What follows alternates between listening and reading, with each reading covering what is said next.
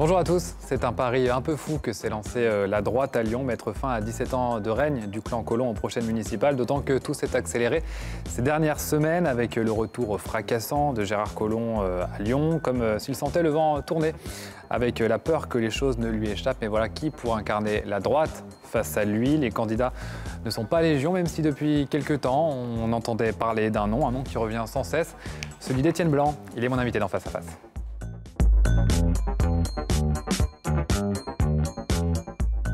Bonjour Étienne Blanc. Bonjour. C'est l'heure de vérité. Êtes-vous candidat pour être le futur maire de Lyon? Oui, je serai candidat pour conduire les listes de rassemblement de la droite et du centre à Lyon. Quand est-ce que vous avez pris cette décision? J'ai pris cette décision il y a 48 heures, suite aux sollicitations, comme on le dit souvent, mais après avoir bien pesé le pour et le contre, et après avoir travaillé avec ma famille politique, bien sûr, mais aussi avec tous nos alliés qui souhaitent que je constitue ce grand rassemblement pour gagner les élections municipales de Lyon. On va en parler de ces alliances. Avec quels projets, quelles idées vous souhaitez amener dans cette campagne? Vous savez, il va y avoir plusieurs gros sujets. Le monde autour de nous a changé. La vie en ville et la vie dans les métropoles appellent des politiques complètement nouvelles. Donc le premier sujet, ce sera la question de la transition énergétique, de la transition écologique et d'une qualité de vie en centre-ville. Longtemps, on s'est intéressé à la circulation automobile, à la circulation des transports publics. Il faut maintenant passer à autre chose. Quelle est la place de la nature en ville? Comment avoir une ville apaisée?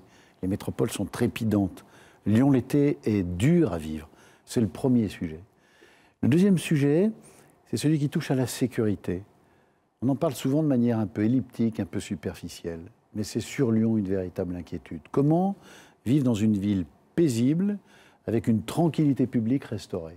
C'est un vrai sujet. Et puis le troisième sujet, c'est un sujet qui concerne la mobilité et les dossiers très très lourds que sont le contournement de Lyon, l'encombrement de la gare de la Part-Dieu, l'impossibilité ou les difficultés que nous avons pour faire accéder des transports express régionaux au centre de Lyon. Ce sont trois grands sujets qui seront au cœur de notre campagne.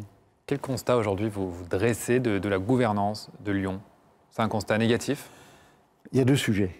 Il y a un premier sujet qui est le rapport de Lyon entre Lyon et la métropole. Et comment est-ce que la métropole peut exercer des compétences dans Lyon en étant au plus près des Lyonnais? C'est tout le problème du pouvoir des maires d'arrondissement. Que deviennent les mairies d'arrondissement? Vous savez, moi je suis un adepte du principe de subsidiarité. On règle d'autant mieux les problèmes que l'on est proche du problème. Et que pour régler les problèmes de circulation, de nettoyage, de propreté, de sécurité, plus on est proche de la mairie d'arrondissement, mieux c'est. C'est le premier sujet. Et le deuxième sujet, c'est le rapport de cette grande métropole avec sa périphérie, avec Villefranche, avec Saint-Exupéry, avec le Nord-Isère, avec le secteur de Vienne et de Givors. Une métropole, aujourd'hui, elle doit sortir de son périmètre immédiat pour travailler avec ses franges, avec ses marges. Et c'est un très très gros sujet à Lyon, notamment sur la mobilité.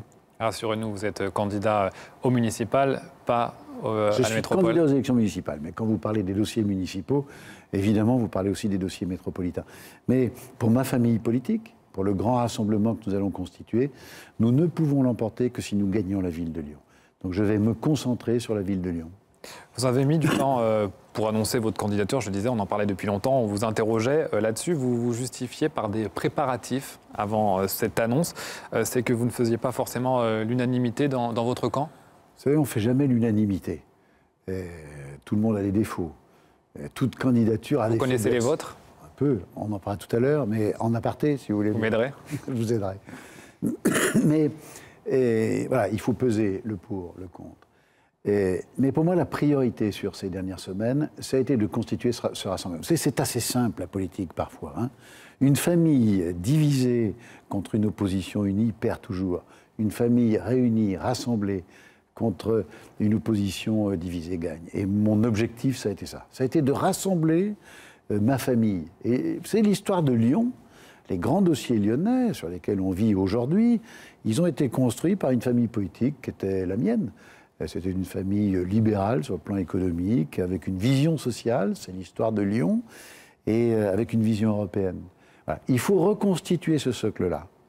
Et il faut qu'il soit le plus large et le plus puissant possible. Et ça a été un travail de longue haleine. Alors il n'est pas tout à fait achevé, il y a encore des discussions, il y a un dialogue nourri.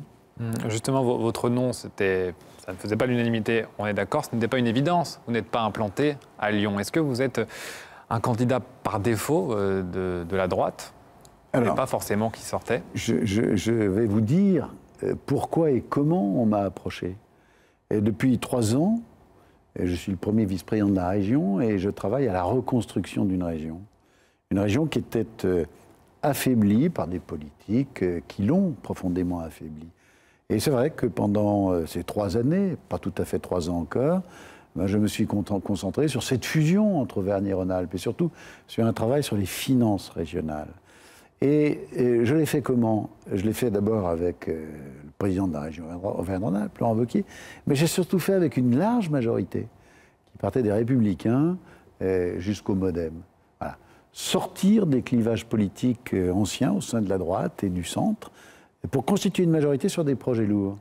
Et c'est en y parvenant qu'on dit, mais si vous y êtes parvenu ici à la région, pourquoi est-ce que vous ne le feriez pas pour Lyon? Il faut faire exactement la même chose à Lyon. Il faut constituer ce grand rassemblement, mais sur un projet solide, puissant. Vous savez, plus le projet est puissant, plus vous avez besoin d'union pour le porter. Pas sûr, en revanche, que les alliances soient les mêmes à la région que pour les municipales. Avec qui vous allez former une liste? Est-ce que vous y avez déjà songé? Il faut partir des Républicains pour aller jusqu'aux élus du MoDem. Et je tendrai la main à tout le monde pour constituer ce grand rassemblement. Pourtant, aujourd'hui, quand on regarde le MoDem, il est plus proche de Gérard Collomb, au plan national comme au plan local, que vous. Nous verrons bien. Convaincre? Nous verrons bien le moment venu. C'est sur un projet, c'est sur un programme, et c'est sur une ambition pour Lyon et pour la métropole que l'on rassemble. Moi, je crois beaucoup aux idées, plus qu'aux ententes d'appareils. Vous savez, les jeux de mécanos des appareils politiques ne marchent pas toujours. Ça fonctionne si vous êtes d'accord sur un programme solide. Regardez ce qui se passe à la région. Ça n'a pas été facile de faire 300 millions d'économies, 12% du budget de fonctionnement.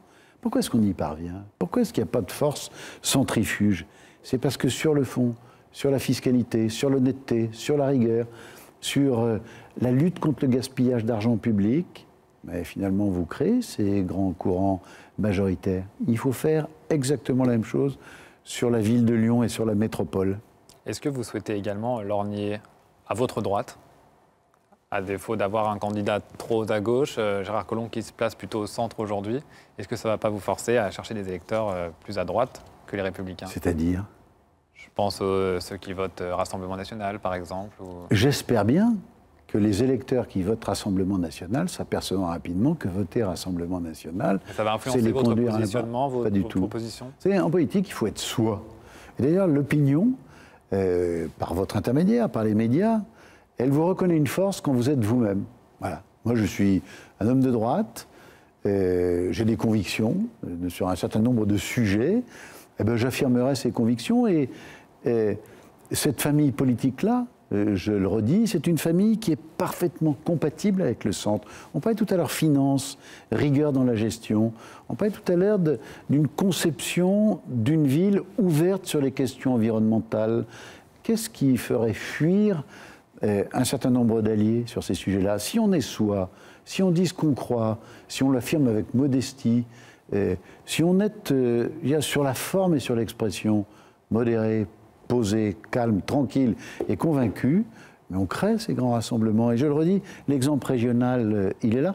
Aujourd'hui, les forces du centre, elles nous reconnaissent à la région d'avoir fait un travail exceptionnel. On est la seule et la première région de France à l'avoir fait sur la rigueur budgétaire, ce qui est un véritable sujet aujourd'hui. Parce que la rigueur budgétaire, c'est la fiscalité et l'impôt. Et sur ces sujets-là, on peut créer de belles alliances. On va en parler. Quelles leçons vous avez tirées des précédents échecs de la droite à Lyon? Elle était une droite qui avait affaire à des règlements de compte et des rancunes tenaces. Vous savez, ces rancunes, c'est pas tout à fait achevé. Et c'est contre ça que je voudrais lutter. Ces rancunes, elles sont nées de l'époque, la fin des années de Michel Noir, de Raymond Barre, de l'opposition entre Charles Millon et Michel Mercier, de ces ruptures au sein d'une famille politique qui pourtant avait construit à l'époque une majorité qui avait posé les fondements de ce qu'est aujourd'hui la politique lyonnaise et la politique métropolitaine. Et je pense que ce qui a fait échouer à la fois Michel Avare Et à la fois, Dominique Perben, c'est ça. Ce sont ces divisions et ces querelles. Moi, je vais m'attacher à ça. C'est assez simple. Une famille rassemblée gagne d'autant plus facilement que son adversaire est divisé. Alors ça, c'est votre point de vue. Pour d'autres, il y a d'autres raisons qui ont fait échouer Dominique Perben. On va parler des défauts. Est-ce qu'on peut encore, en 2018, être parachuté, près d'entre, diriger une ville dans laquelle on n'a jamais été élu ? Pourquoi est-ce qu'on parle de parachutage dans une ville où il y a plus de 100 nationalités différentes, qui est une ville complètement ouverte sur le monde? Parce qu'il faut le dire, vous n'y êtes pas implanté politiquement. Attendez, moi aujourd'hui, je vis, et depuis 3 ans, 4 ou 5 jours à Lyon, où je m'occupe des affaires régionales, mais aussi des affaires lyonnaises. Voulez-vous que nous parlions du musée des tissus? Laurent Wauquiez m'a confié le dossier, je le porte actuellement. Donc c'est des contacts avec les milieux culturels lyonnais. Voulez-vous que nous parlions des lycées? Nous venons de faire l'acquisition dans le 7e arrondissement d'un bâtiment qui appartient à Sanofi et que nous achetons pour construire un nouveau lycée. Je parle avec toute la communauté éducative lyonnaise.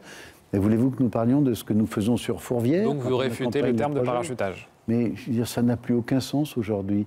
Moi je vis ici, alors après, en général, on va dire où est-ce que tu es né? Voilà, où est-ce que tu es né? Comme si ça avait une importance aujourd'hui. Un natif du coin qui ne serait pas à la hauteur des enjeux municipaux, est-ce que c'est mieux que quelqu'un qui n'est pas natif du coin? Moi, je suis né à Givorville, c'est pas très loin d'ici. Et vous êtes d'ailleurs toujours maire de votre ville? Alors, je démissionne de ma municipalité. Mais pourquoi changer? Vous y étiez attaché, et c'est justifié vu le nombre d'années à laquelle vous l'avez dirigé, mais pourquoi vouloir changer? Passer à une autre échelle? Parce qu'il y a un enjeu considérable sur la première métropole de France et sur la deuxième ville de France. Et cet enjeu, il est passionnant.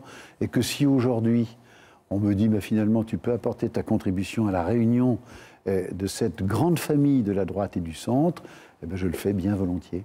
Vous reconnaissez que vous souffrez d'un manque assez important de notoriété aujourd'hui? Nous en reparlerons dans 18 mois. Vous avez prévu une campagne intense pour ça sera une campagne intense.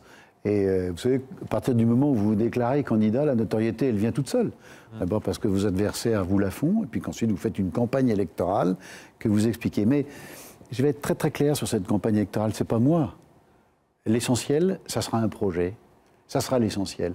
Et ça sera d'autant plus important qu'autour de nous, le monde change, l'économie change. La nécessité d'internationaliser l'économie de la ville et de la métropole. Ce sont des sujets qui prennent une ampleur considérable dans le monde dans lequel nous vivons. Les questions environnementales dont nous parlions tout à l'heure, pour moi, ça sera l'axe fort. Voilà, un projet très innovant, très porteur et qui s'adresse au plus grand nombre. Depuis le début de notre interview, vous avez déjà cité à plusieurs reprises Laurent Wauquiez, sans que ça vienne de mes questions. Est-ce qu'il vous a poussé, encouragé à y aller? Je vais être très très clair. Lui, c'est lui, et moi, c'est moi. Il a une logique. Il est aujourd'hui à la tête d'une formation politique importante. C'est un secret pour personne. Laurent Wauquiez a des aspirations nationales. Moi, je parle d'aspirations sur la ville de Lyon, sur l'organisation que l'on va apporter au soutien de la métropole et de l'alternance à la métropole. Moi, je me consacre à cela. Laurent Wauquiez ne m'a ni encouragé, ni découragé. En revanche, je compte sur ma famille politique, ce sont les Républicains, pour contribuer à cette grande alliance. Mais je le redis, lui c'est lui, il a son style, il a sa personnalité, et moi c'est moi, ça n'a échappé à personne. J'ai pas tout à fait la même, mais je le redis. J'ai pour lui beaucoup d'affection, et j'ai même de l'admiration, parce que ce qu'il a contribué à faire à la région, c'est quelque chose de tout juste exceptionnel. Il faut l'expliquer un peu, c'est pas toujours facile d'ailleurs. Et vous le faites ici. Vous parlez du style, quid des idées? Est-ce que vous prétendez incarner sa ligne, la ligne Wauquiez?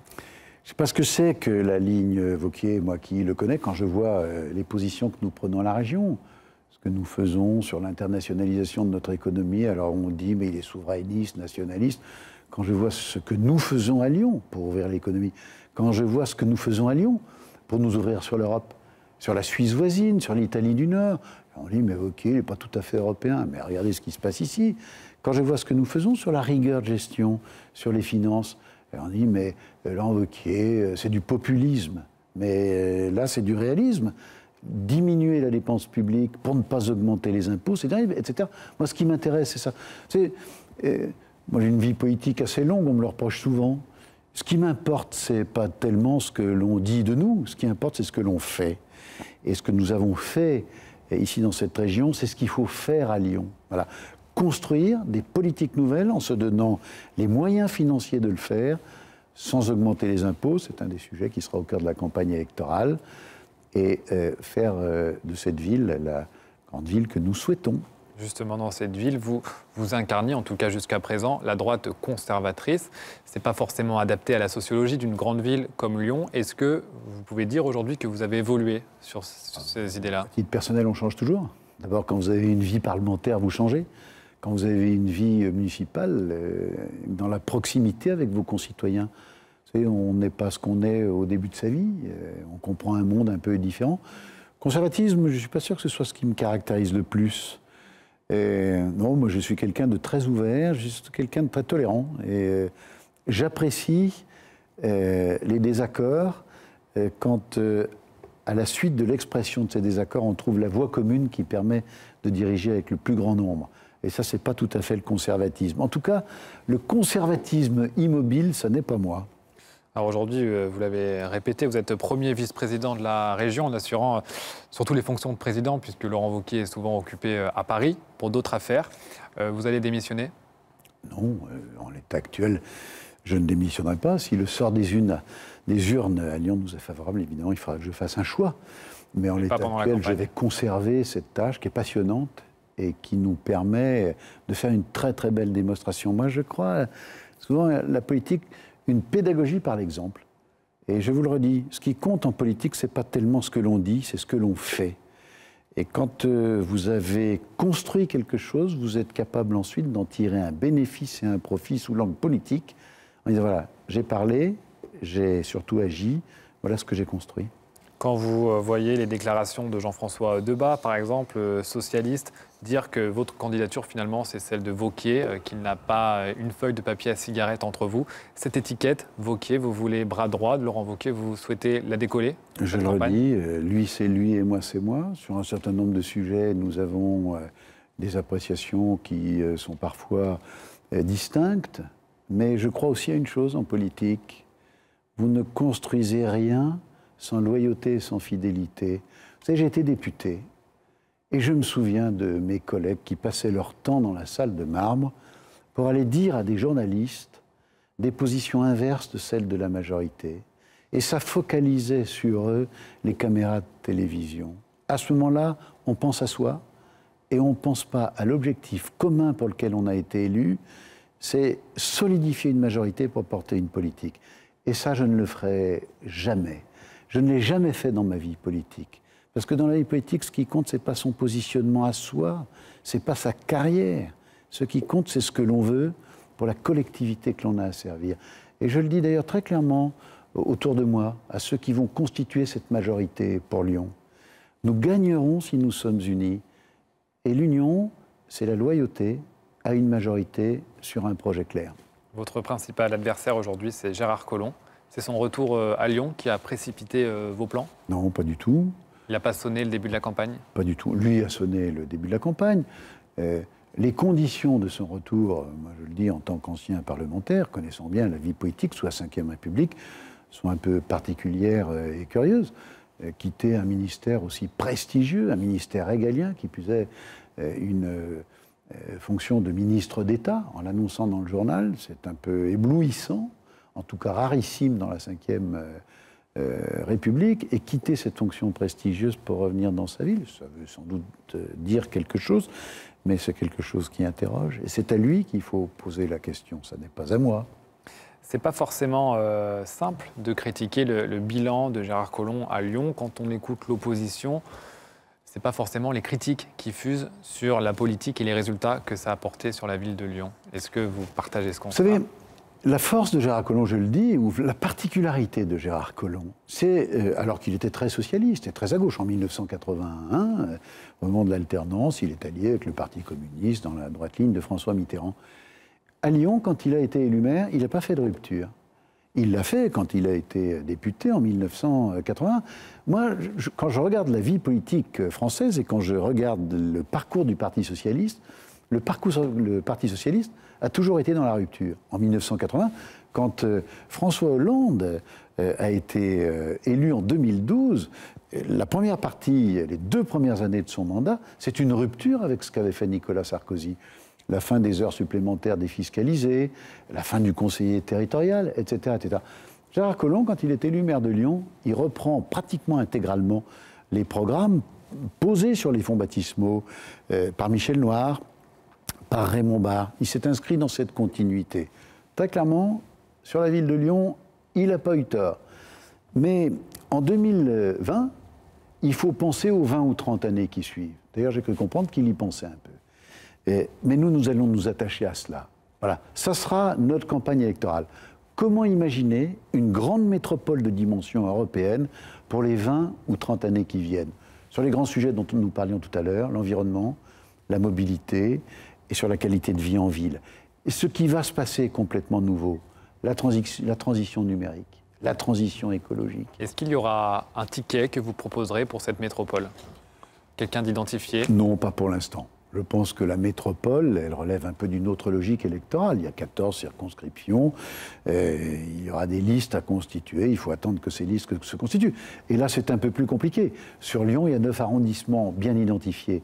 Là, il y a 14 listes sur des circonscriptions complètement nouvelles. Il faut regarder comment les choses se passent, comment se constituent les équipes, et ensuite voir comment on peut choisir celui qui portera, le moment venu, un projet métropolitain qui doit être en étroite concordance avec le projet lyonnais. Justement, on accuse souvent Lyon de tirer tous les bénéfices de la métropole au détriment des communes périphériques. Est-ce que c'est un constat que vous partagez? Je le partage dans la mesure où la loi qui a été votée à l'initiative de Gérard Collomb, la loi MAPTAM, fait qu'un certain nombre de communes ne peuvent pas être représentées ou ne seront pas représentées à la métropole. Et moi, je dis une conviction personnelle, je parlais tout à l'heure du principe de subsidiarité, il ne faut pas nier les communes. Elles sont au cœur de notre histoire politique. Et donc je pense qu'une bonne gestion de la métropole, c'est une gestion déconcentrée, décentralisée, au plus proche du citoyen et au plus proche des problèmes. Dans un arrondissement, gérer les questions de propreté ou de sécurité, c'est mieux fait par le pouvoir d'arrondissement que par le pouvoir métropolitain. Et là-dessus, on a assisté à une hyper-concentration métropolitaine. Je crois qu'elle n'est pas bienvenue pour la vie politique. Le premier sondage concernant ces municipales vous place assez loin derrière Gérard Collomb, 18% contre 31% pour lui. Comment vous l'interprétez? Écoutez, on me donne 18% et on me dit « mais Étienne, tu es inconnu, tu n'as pas de notoriété et en plus, je n'étais pas candidat ». Donc, non candidat, on nous crédite de 18% des voix. Je trouve ça, très clairement, surprenant. Alors, vous étiez heureux? Sondage avec distance. Alors, d'un côté, pas tellement, parce que Gérard Collomb est à 31, mais de l'autre côté, très heureux, mais je n'étais pas candidat. Eh bien, nous verrons. Une fois une candidature annoncée, une fois les bases d'une campagne électorale posée, et puis il va y avoir 9 arrondissements. Il va y avoir 8 collègues qui vont dans les arrondissements défendre une politique et donner cette notoriété. J'imagine que je serai aussi la cible de mes contradicteurs. Et quand vous êtes la cible de vos contradicteurs, eh bien, ils vous donnent cette notoriété. Parfois, ils vous la donnent sur des sujets que vous ne souhaitez pas. Mais ça, c'est autre chose. On le verra dans la campagne. Vous vous présentez comme le challenger de cette campagne? Oui, bien sûr. C'est un très, très beau combat. Et c'est une très, très belle bataille politique. Je ne le dis pas pour moi, mais je le dis pour cette ville. C'est une ville magnifique, qui a des atouts considérables. Et les Lyonnais ont raison d'être fiers de Lyon. Voilà. Et moi, ce que je vais leur dire, on va être très très fiers de Lyon, mais on va maintenant imaginer cette fierté pour les années qui viennent. Et ça ne sera pas facile. Parce que la concurrence économique entre les grandes métropoles européennes, mondiales, crée des données nouvelles, que la mondialisation s'amplifie, mondialisation des échanges, mais que le numérique l'amplifie et l'accélère, que les questions environnementales qui inquiètent, qui parfois nous dépassent, sont au cœur du débat. On peut garder une spécificité, une particularité, une très très belle fierté lyonnaise. C'est ce que je vais m'attacher à porter dans cette campagne électorale. Merci beaucoup, Étienne Blanc, d'avoir été mon invité dans Face à Face. Tous vos replays à retrouver sur tlm.tv, sur les réseaux sociaux, avec le hashtag Face à Face. Très bonne semaine à vous sur TLM.